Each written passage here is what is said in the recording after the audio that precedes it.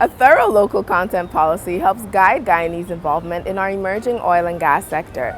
The Department of Energy and the Government of Guyana recognizes this crucial step in ensuring Guyana's natural resources are managed sustainably for the benefit of all Guyanese.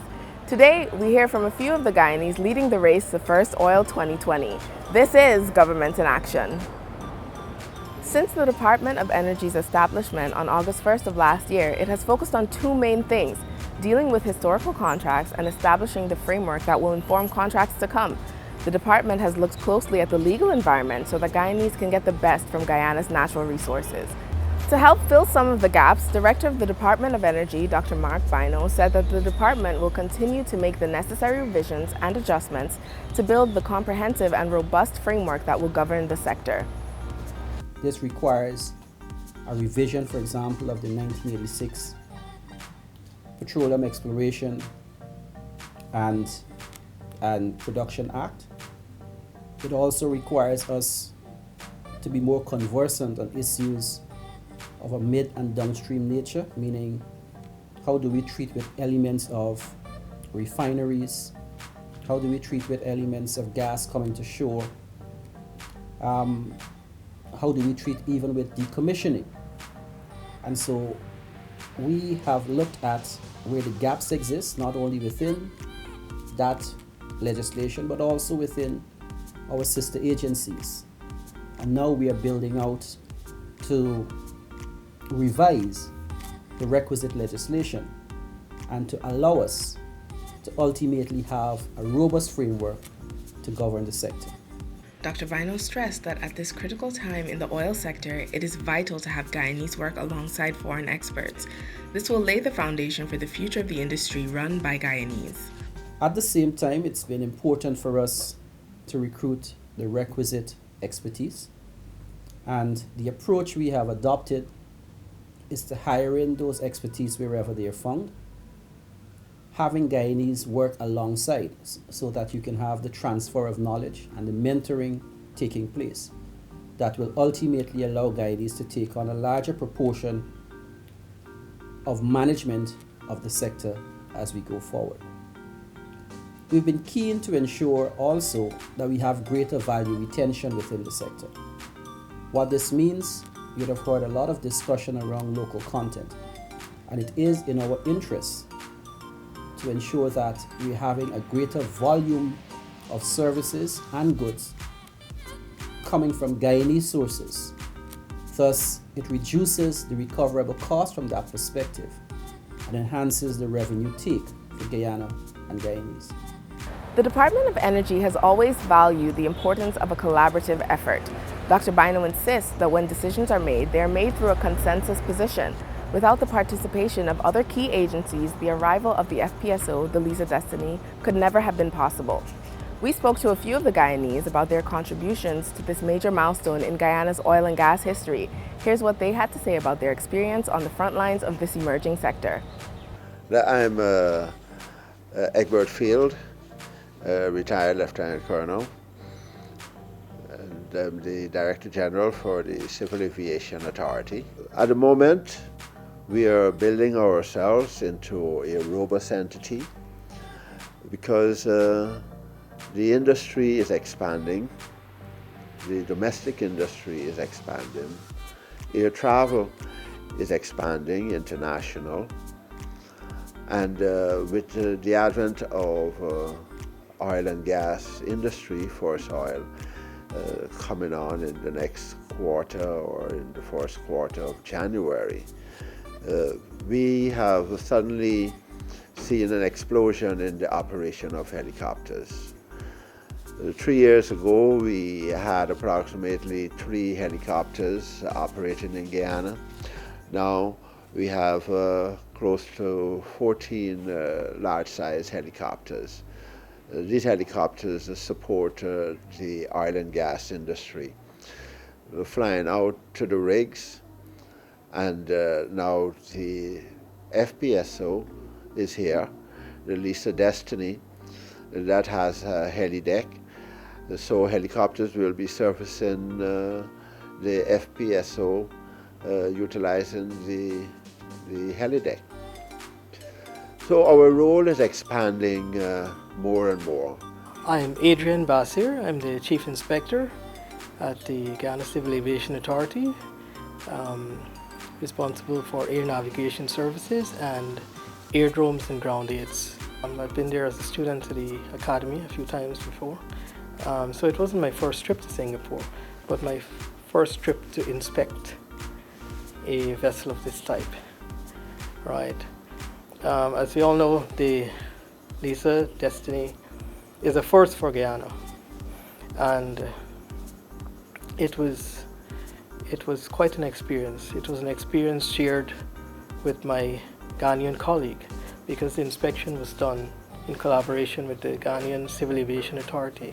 The representatives from the Civil Aviation Authority expressed their appreciation for the opportunity to be an integral part of this turning point in Guyana's history. I feel like if it's a birthday party for me. The excitement is overwhelming. Even though I had sent my inspector out to Singapore to conduct the inspection on the heli deck, and I knew that the ship was coming. This morning when I heard that it was here, I was in the middle of a meeting and I just burst out in a wow. Because this is Guyanese. It is a momentous occasion. I feel great to be part of this historical occasion. I'm excited about these times.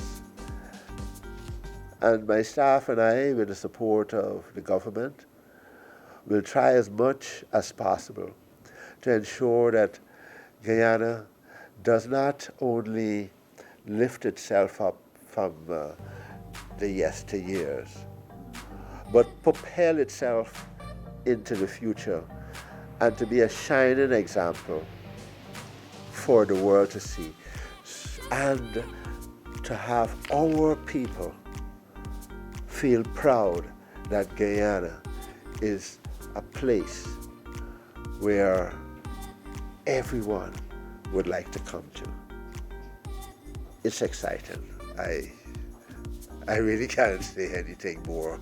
Well, personally, it was a very proud moment for me. It was a huge moment, considering that I was the first Guyanese inspector, civil aviation inspector, safety inspector to do that.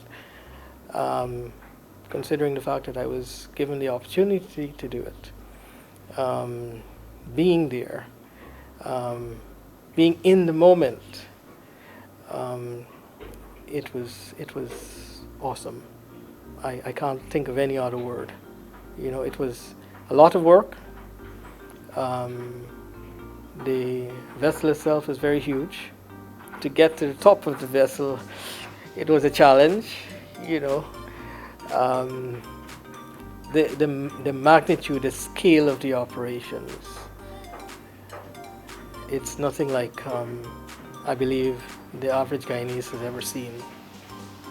But it is something that I believe would benefit Guyana tremendously, and it's something that every Guyanese should be proud of. Right, so I believe my experience there, it was not just a proud moment for me, but I'd like, you know, all Guyanese to be proud of the fact that we have this coming on stream and coming here. And Guyanese were able to be part of this process. The Maritime Administration Department safeguards Guyana's waters. They have played a critical role in ensuring the various oil exploration companies have the right equipment and layout of the ocean floor for exploration and drilling. The Director of Ports and Superintendent of Surveys share their experiences. I'm Liza Destiny, Director of Ports. Our division is tasked with 1, the permitting process and support to the offshore, meaning in the first instance, he would have explained the permitting process for the foreign vessels operating within the offshore.